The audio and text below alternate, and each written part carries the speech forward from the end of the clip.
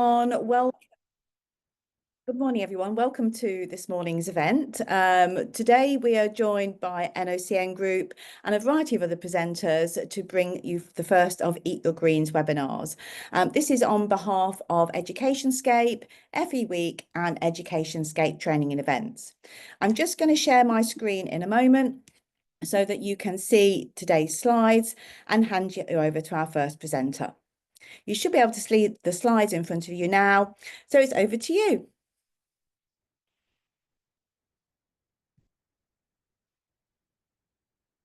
I think everyone is on mute at the moment. Perhaps if you could kindly unmute and raise your and share.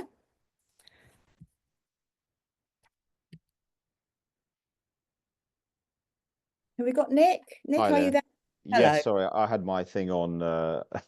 The sound was on mute, so I can hear. Great. Okay, we are recording the session and we're ready to go. Please, when we need a slide moving on, please feel free to share when you would like to move on. Okay, so we Can you start see with the screen in front of you?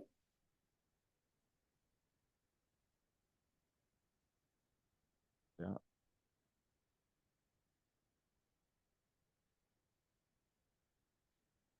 Can I just confirm with you, Nick? Are you flicking the slides? Are we starting? Yes, feel free to tell me when to move on. Yeah, great. So welcome everyone. So we're going to do a quick introduction to insulation from an industry point of view. So if we flick onto the next slide. So here is the current. So this is not my slide, but anyway, this is the backdrop, I suppose. So we've got a government at the moment that's recognized a massive skill shortage, and we have some absolutely eye-watering figures there of 600 million pounds, and a real emergency actually to get more people skilled up and to deliver the government's key aims of decarbonising, retrofit, and just sort of general green construction skills. But I suppose the next presenter was kind of go on into more details about that. I'm going to talk a little bit more from an industry perspective. So if we can go on to the next slide, please.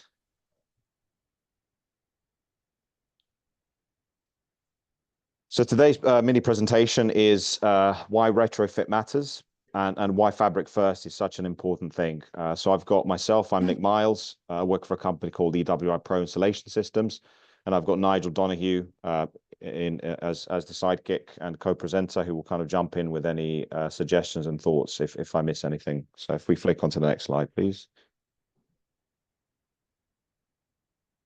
So this is a little bit about myself. So I work for a system design company. So essentially what that is, we provision the products into the sector for applicators and installers to use on various domestic insulation projects. So our products go onto the external face of the buildings with decorative renders. It's what we call external wall insulation. Bit of background about myself as well. So I from my company's perspective, I'm one of the founding directors. I look after kind of the product development side, research development. I do a lot of advocacy work as well outside. So I feed into the Green Skills Advisory Panel that Graham's a member of, and so is Nigel, which is all about getting more people upskilled and into our sector, which is has got a massive skills gap. And really, yes, it's all about basically bridging what the current policy is, but seeing that delivery onto the ground. And next slide is about Nigel. Yeah, so go on, Nigel. Nick, just to rattle through it, but it's probably more important than my organisation. So we're now the largest certification body involved in the certification of building fabric and the largest provider of consumer protection, issued over 6 million guarantees in our history. So 1 in 4 properties in the UK is protected by one of our guarantees. We position ourselves as a leading technical authority around fabric, and more recently we're growing our representation around renewables, low carbon heat, around the MCS market. As a default, what we've had to do is take some ownership for the whole skills agenda. The industry's not been typically very well supported. So we've stepped in, developed career pathway papers, labour market intelligence for the sector, We've finally got a level 2 apprenticeship insulation operative, and I'm working on a level 3 technician apprenticeship for insulation.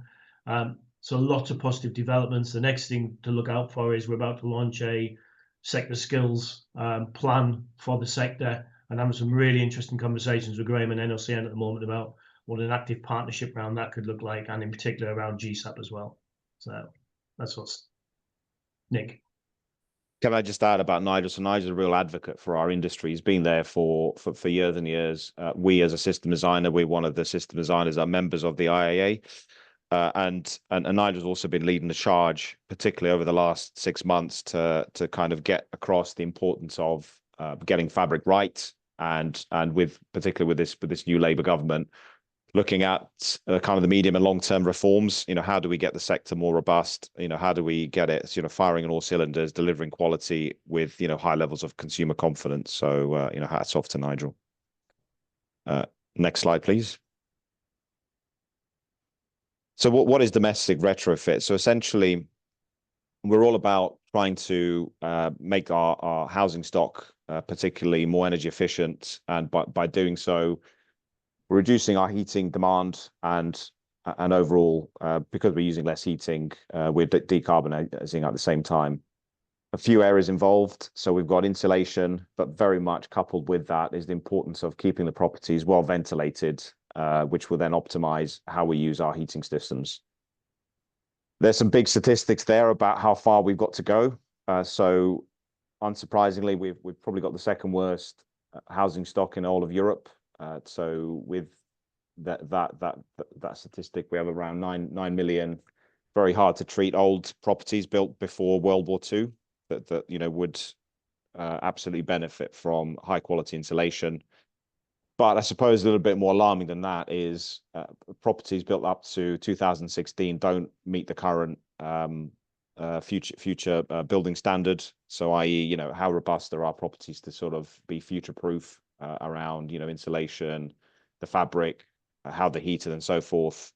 We are going to have to go in and even look at retrofitting homes that have been built less than 10 years ago. So that's the size of the challenge. And coupled with that, we've also got we've got to electrify our grids as we're using more and more applications that use electricity, whether it's through our transportation network around electric cars, vehicles, and in our production space, we are trying to electrify how we deal with our methods of production. So that's kind of looking at things like advanced manufacturing. So coupled with that, a lot of things to do, very ambitious targets to hit for 2035, 2050. And as you can see there, we're looking to reduce our consumption by a third, in the next few decades. Next slide, please. So the standard behind retrofit, or what we call a publicly available specification. This is basically our sort of bread and butter. It's what we wake up with, and what we go to sleep with, is our PAS 2035 2023 version, which is it's the specification for domestic retrofit, and then that's everything how properties are assessed, designed, delivered, and monitored, as it says on the presentation. A few things to kind of reel off from the PAS itself. It's a framework on not just how to do things, but also it introduces what we call roles and responsibilities. So within there, you've got things like terms like retrofit coordinators, assessors. So these are formal roles on how properties get assessed and quantified and designed. And then you have roles like retrofit installers who go out and deliver them. And then coupled with that, it also talks about the regulatory framework. So what's the responsibility of certification bodies? How certification bodies should be monitoring and assessing the competence of the applicators? What are the levels of skills needed to deliver a quality whole house retrofit? And finally, what are the kind of overarching regulatory bodies like Ofgem and Trustmark who are meant to kind of oversee the scheme? I mean, it is quite a detailed, I guess, in this space of if you're seeing this for the first time, you know, it's an extremely comprehensive and at times a bit complicated document. It's a couple of 100 pages, so I wouldn't sort of you know, if you wanted to use it as nighttime reading, I wouldn't recommend that. But you know, just to say, it has been well-meaning, and you know, at the moment, folks like Nigel, who also sit on the PAS 2035 steering group, you know, are looking at ways to sort of make it more effective and responsive. Next slide, please.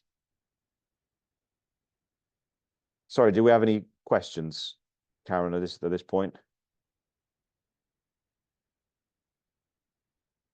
I'm just going to have a quick look for you. Bear with me a moment. I've only got the one screen in front of me, so let's see. Here we go. So no questions at this point. Thank you. So let's crack on.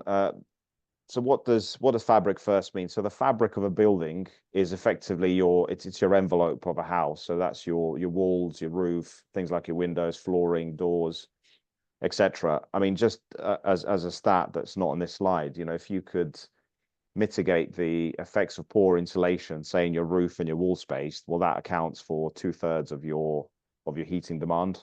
And you know, given that we are a northern maritime climate, majority between 2/3 and 3/4 of our energy use is spent on heating. So actually, kind of interventionist measures on the fabric are massively important. So the idea is all about slowing that heat demand, making the properties more effective and more comfortable. So you know, the other thing is it's around comfort factors as well. So you know, when you insulate, you make the properties more airtight. So when you're, you know, sitting down, you know, like I am here today, although my property is I've got double glazed windows, but it's in central London, so you know, there is so much I can do from a kind of planning and so forth. But in theory, you know, when you're sitting down, you're working from home, you know, you can over time, if not heated properly, you feel that discomfort factor through drafts and various things like that. So by looking at the fabric and making it more airtight, and not only are you making it more effective how you use your heating source, you're also increasing comfort factor, which is extremely important. And you know, for myself, looking at projects out there that have done some, you know, amazing regeneration work, you know, I've had the opportunity to meet residents, whether they're in the social housing sector or whether they're in new build, and you know, where you can absolutely get the fabric right and that the properties are well insulated. You know, we've seen anecdotally, you know, people with health impediments like where, you know, where they need steroid applications for, you know, for various kind of respiratory ailments, you know, living in a much more airtight and comfortable home has led to positive health outcomes, which, you know, we can only sort of you know, the benefits are, you know, absolutely massive getting it right. Apologies, team. There is a question I've just noticed in the Q&A. The question is, do insulation installers also need to be PAS 2035-23 accredited, or is this just for assessors and coordinators, etc.?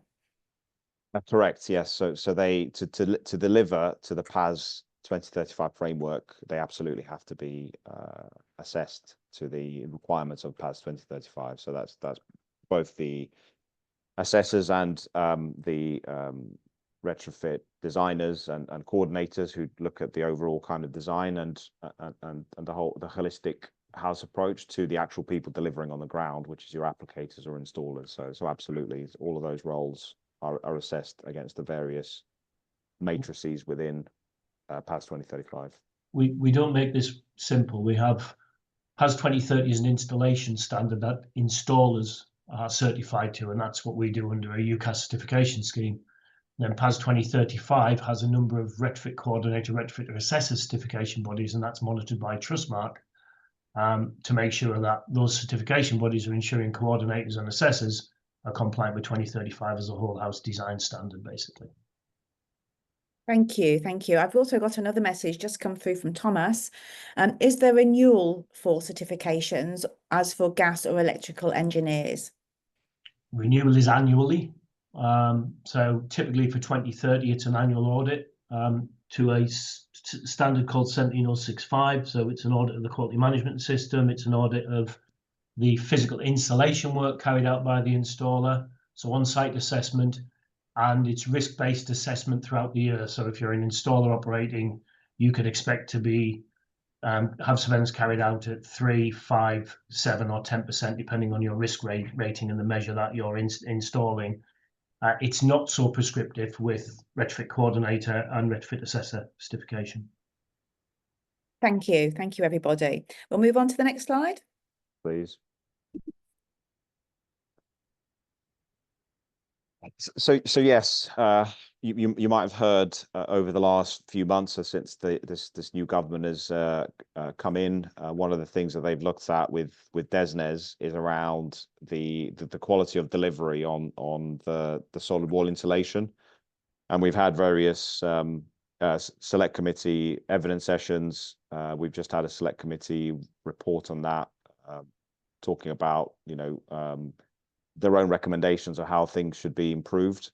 So obviously, from the industry, that's not good, because it leads to a loss of public trust, but also, if you're having to have properties that are remediated by poorly designed or poorly installed measures like solid wall insulation, it's a cost element, and it's a waste of taxpayers' funds, because a lot of the schemes that are going through PAS 2035 framework are either your Eco 4s or SHDF, and they are either funded through the eco obligation, or they are funded by the taxpayer. And generally where we've seen, I mean, there's in terms of the faults, and Nigel can probably sort of add more elements to that. On the solid wall element of it, it's been a kind of a lack of detailing.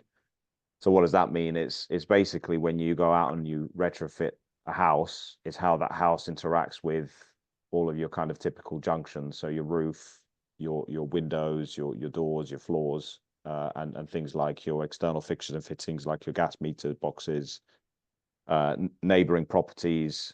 So therefore things like weathering and thermal bridge risk. That's sort of the things that have been picked up on these investigations and audits, and also it's if you don't install it correctly, you can lead to pretty negative outcomes like condensation buildup, because you haven't considered things like ventilation, or you block vents or things like that. I mean, by and large, and Nigel's probably got statistics off his hand. If I think, Nigel, whether you're the initial headlines of a more than 3/4 failure rate, actually when investigated properly from a kind of major failure perspective, was lower than, or around 12%. So actually, kind of the initial headlines, sorry, the when investigated properly by the certification bodies, the actual failure rate was much lower than what was initially reported. But still, it's not great to have these statistics. The industry has to do better. Yeah, I think the challenge you've got in retrofit is we work on the assumption that because somebody's an architect, they understand the whole deep retrofit of a property.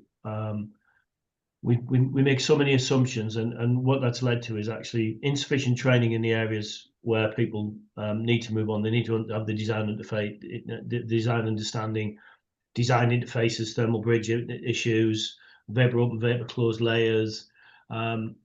We take the assumption that because they're an architect, they've got all of that, and other people in the industry have been doing this job for 30 odd years, don't have all that.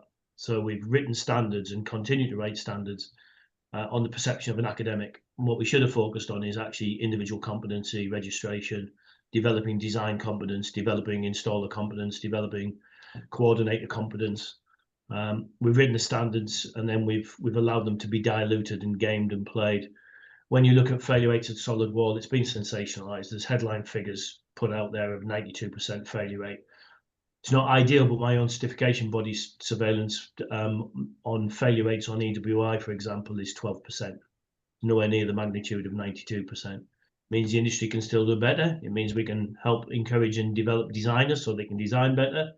And it needs greater policing and oversight to make sure we reduce them failures to the minimum. But, you know, what you've got is you've got a headline figure that's been reported to a minister who's got no choice but to report it to the House. And I think what you'll get from that now is some real reform of the whole compliance system to recognise more focus on registration, individual competence, and that's where education providers come in and have a massive role to play. Lovely, thank you. We are probably 25 minutes left, so just being a little bit aware Speed of up. Yeah, time. sure. Yes. Yeah, I'll flick There are a through. couple of other questions, but I'm just going to come to those at the end. Yeah, If sure. that's okay. Shall I move on to the next slide? Yes, please. Yeah. And just leading on to just quickly onto what Nigel said. So we've got a massive challenge. So the government wants us to install 5 million domestic retrofit energy improvements over the course of this parliament. Just to say, the backdrop of that, where we have reliable statistics, there is an energy saving trust report carried out, I think, in 2023 that looked at the number of measures delivered over a 10-year period between 2013 and 2022. And that figure of the number of measures delivered in that time frame was 2.4 million. So actually, it's a massively ambitious number of measures to kind of get through. We are, where we are at the moment, we are a bit behind. And one of the elements is it is funding, but also it's just a shortage of qualified people out there. But this is where if we want to sort of move forward, this is where we have to engage people into the sector, whether it's young people or semi-skilled, or doing things more that are competency-based, people that are skilled in the industry and don't necessarily have the qualification. We have mechanisms there to sort of bring them into the sector. Okay. Next slide. Yeah. And as the strapline says there, the green economy equals long-term jobs and community benefits. And as you can see there, some real benefits from getting it right, getting the green construction skills in the sector are not just for the individual, but they lead to lots of wider community benefits and the communities that they serve. Next slide, please. And this is sort of back to the audience, I suppose, is how do we get more people involved into the sector? And for me, being part of organizations like GSAP and liaising with excellent colleges like Exeter College and talking to Graham at NOCN, it's all about sort of, for me, is so you've got that kind of big aim, which is about, look, we've got a real crisis in our economy. We need to decarbonize, we need to do better for the planet. But actually, from an individual perspective, what I find is that young people don't actually realize what a rewarding career it can be to be part of this sector. It's a sector that's going to run on for the next few decades by being skilled right and doing a good job. It is actually very, very rewarding. So kind of getting those messages out there around, get involved, start looking at the programs that have been developed there, such as like the intro programs into fabric and various kind of vocational competencies out there. But for me, it kind of starts in when people are young, they're in school, and they're looking for a kind of more vocational route to go into. Move on. Yes. And so I was just going to say, and then obviously the important thing is, we want to show that the best of the best. So one of the things that the industry hasn't done particularly well, in the backdrop of all of this negative news, is actually there's been some really terrific regeneration stories that are out there, but with some of the negative sentiments that's out there, those messages are not kind of filtering through. So we have to do, I suppose, better as an industry to really kind of show the benefits of what's possible and achievable. And I like to leave the slide here rather than kind of talking to it. This is the summary and a call to action. So yes, you know, let's take it forward. Let's get the new generation going. Okay. I'm just going to stop sharing just there and bring everybody back in the room. There are quite a few questions coming through. I'm just going to pick out a couple of these for the moment. Someone's asked, Pavla, the statistics Nick just mentioned, where can they be found? Can they be found? The Energy Saving Trust report. The Energy Saving Trust report. There we are. Thank you. And sorry, so I'm happy to share I've got a copy somewhere, so I'm happy to share it with Francis and yourselves, and you can perhaps distribute it out. But it's fantastic. Thank you. But I'll try and find the external link back to the Energy Saving Trust. Oh, sorry, it'll be on the DESNES somewhere. Okay. It's somewhere, yeah, but it's That's great. And Pavlo has also said he's a construction lecturer and would appreciate any resources. So I think anything that we can get shared with everybody online will be much appreciated. Is there funding for taxpayers or the privately owned homes? The costs are quite significant and puts a lot of privately owned homes off. That might be a question for another meeting, but I don't know if anybody wants to answer that very, very quickly. Yes. Sorry, Nigel, go on. You were going to say. I was just going to say, it's in short supply, it's fair to say. There's been a number of schemes which have stopped and started, the Green Home Voucher Scheme being a good case in point, where government invested in a voucher scheme and turned it off before the supply chain had time to warm up after about 6 months. Minimum energy efficiency standards consultation for the private rental sector is the first step towards mandating a standard, which means people have to invest in improving the energy efficiency properties. That standard doesn't map across yet to the able to repay space. We're trying to encourage government to look at policy levers in which we can make it more attractive or make it more of a requirement for people to improve their homes, but equally to link that to some level of financial incentive, such as a voucher scheme, a lending scheme with zero rated interest rates, for example. And then the final lever is how do you get the financial institutions confident to invest and offer green lending into this space and be more proactive. They're all ongoing conversations with government. We're only going to hit net zero if we move away from government funding exclusively and move to more incentives for the able to pay. Thank you. I just one last question before I just share my screen again in just very shortly. When you say retrofit economy, are there a growing number of installation companies? How do young people get into this economy? It seems invisible at the moment. I'll jump in quickly again. Yeah, go on. I was just going to say, our own experiences, we're experiencing now exponential growth. We've grown 150% in the last year. I'd like to think that's because people are leaving other bodies to come to us because they know we're the best. But I suspect some of it is people who are seeing a market opportunity and trying to come into this space. The problem we've got in this space is there are so many layers. It's so complicated to start your journey to become a retrofit installer. When you think about all the different standards we have, we're working with government, and Maya Fambula MP is massively committed to a reform of the whole compliance landscape, which will mean 7,500 F&B members will find this a very attractive place to be involved in, and we'll start to see some real significant growth in the sector. But as it is, organic growth has gone. We've gone beyond organic growth now, and we're seeing some really great growth.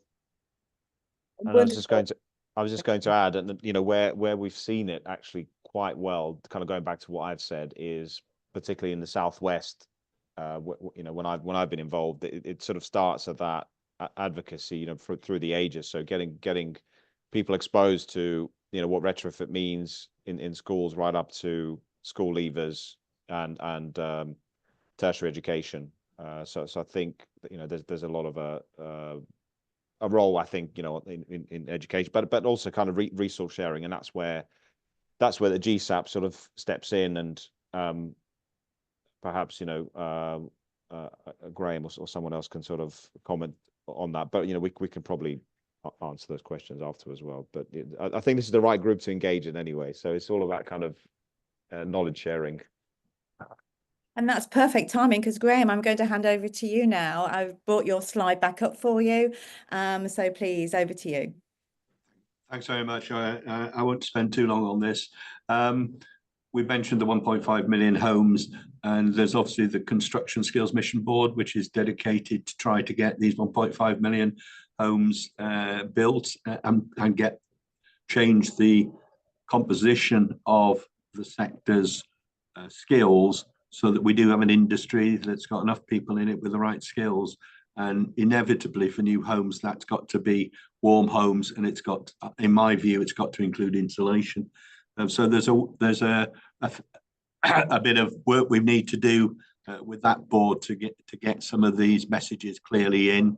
The government has a vast range of reforms on qualifications, which I won't work our way through. That's the subject of another whole session. But we do now have insulation apprenticeship rollout. Thank Nigel. Well done for all the hard work.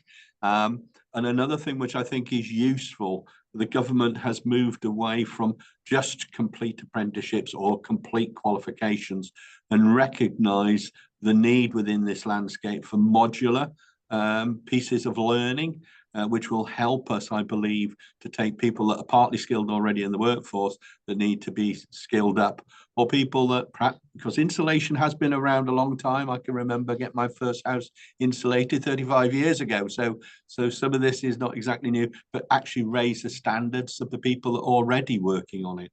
So I think that there's some good stuff there within what government is trying to do. And I'll hand over to Jonathan, who'll take you through the rest of the presentation. Thank you so much. Again, there are quite a lot of questions coming through in the Q&A.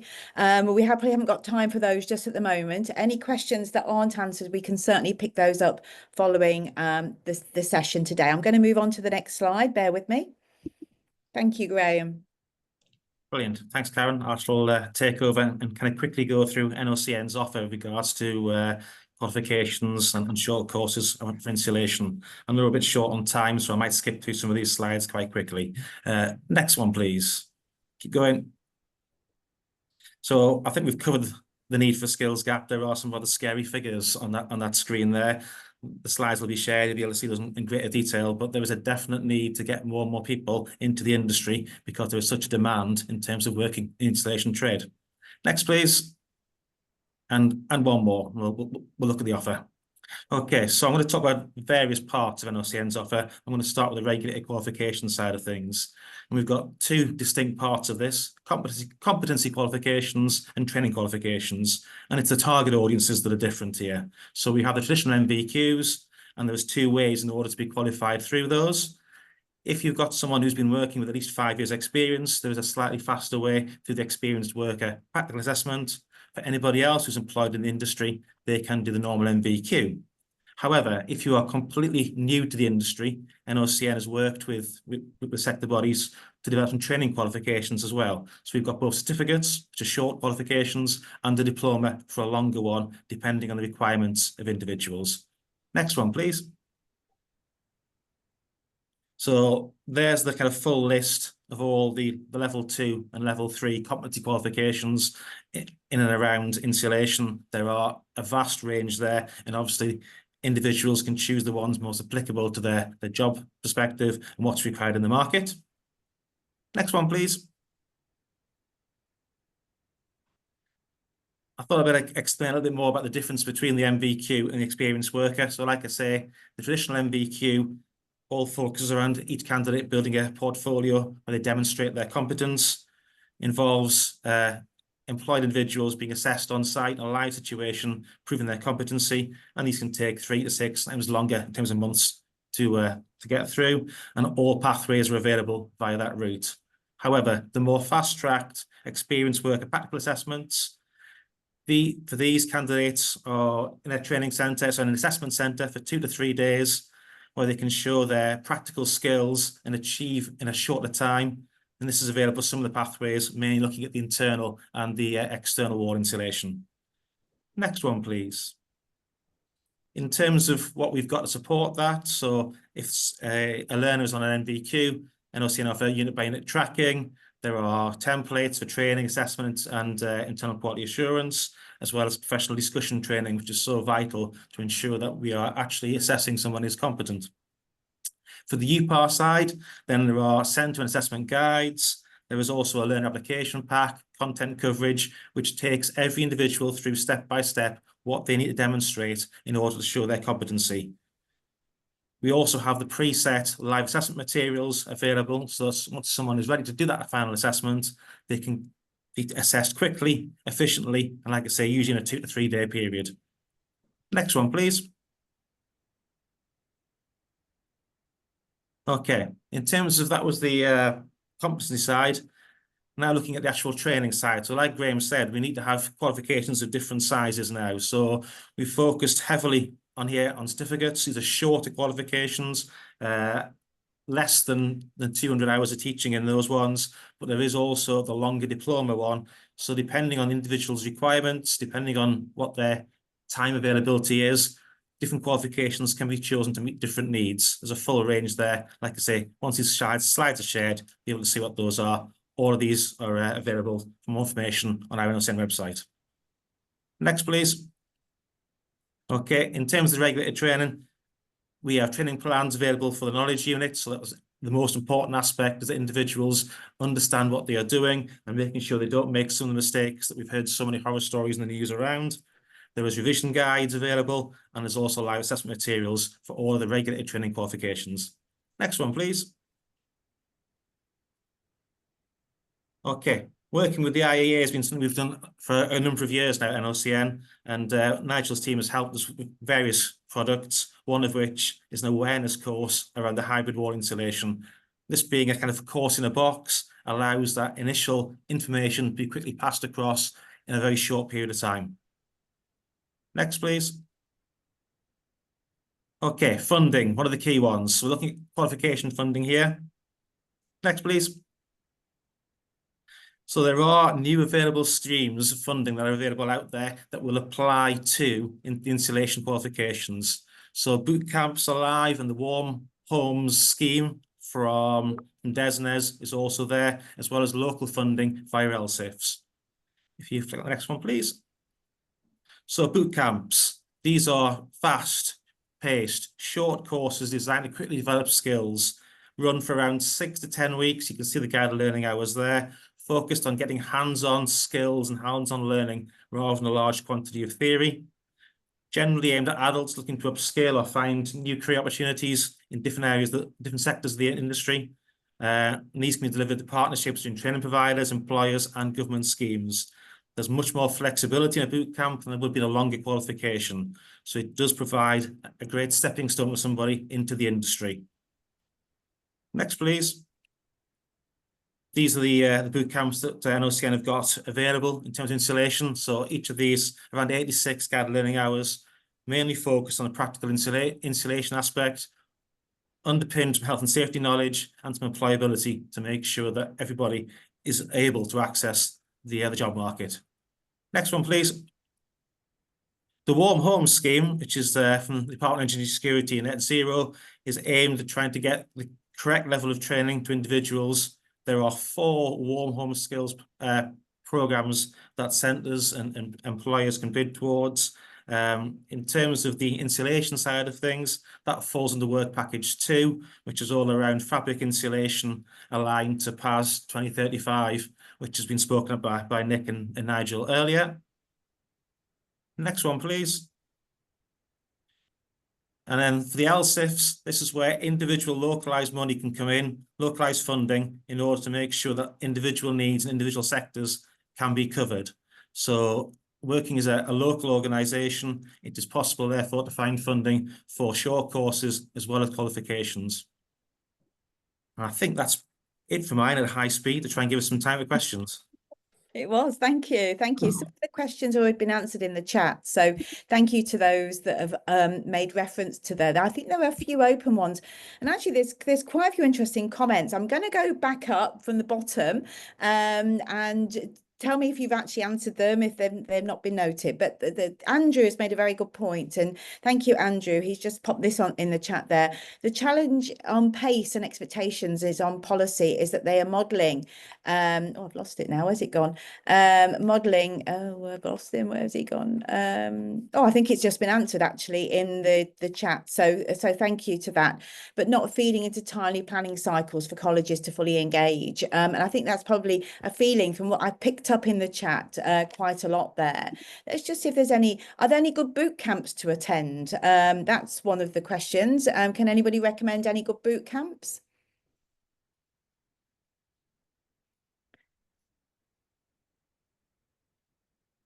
No, perhaps not. So that might be something to look into, or something that could be an opportunity, maybe.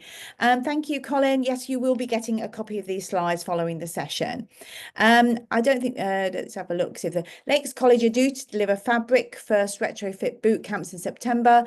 Does anyone know any shared resources to support with that particular area of delivery? So we're having some early conversations about what we're doing here around the National Energy Efficiency Centre. We've developed a reference model here, and we're developing content around our curriculum. And our intention is to engage with colleges and ITBs to see if we can utilise that content and share that content. And then we bid recently into CITB to try and get some train the trainer and train the assessor funding, so we can take that information, take that content, train the trainer to allow you to step up and deliver in this space. We're not getting a great deal of joy with CITB, and any pressure you can put on CITB to step up and start to support this industry would be greatly appreciated. Without CITB, we'll do it anyway. So I'm happy to have a conversation. I've put in one of my responses my email, but I'm sure people can forward you my email and host visits here so you can see what we're doing. We can collaborate and work together on developing what you need to be able to deliver in this space. Lovely, thank you. I'm just going to come out of here just a second. Okay, so what we've got is just a few slides left just towards the end, and I just want to share this slide before we sort of go any further, because this is what's coming next, and I think this might actually answer some of the questions that have been coming. What's on the horizon, what support is out there for providers as well, and where can we access training to gain the PAS 2030 certificates? That's just some of the other points I just want to raise.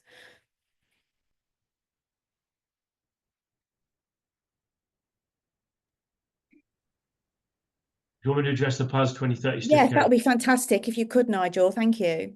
So PAS 2030 certification bodies cannot offer training because that's deemed to be consultation.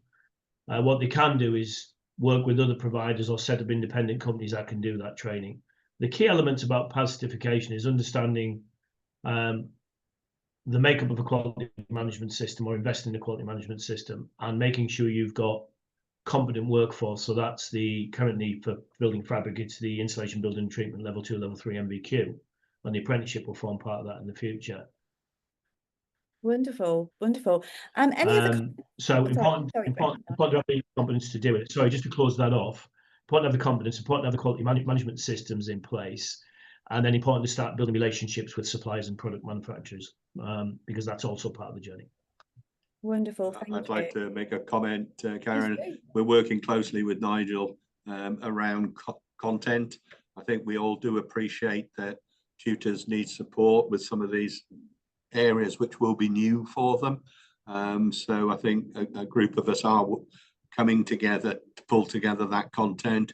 GSAT is part of that process. So all of us under the GSAT banner are recognising the need to develop content. I think everything is at pace, not PAS, pace. And the government is trying to push ahead perhaps a bit too quickly, doesn't coordinate with the sort of time horizons for both private training providers and colleges to develop courses and contents.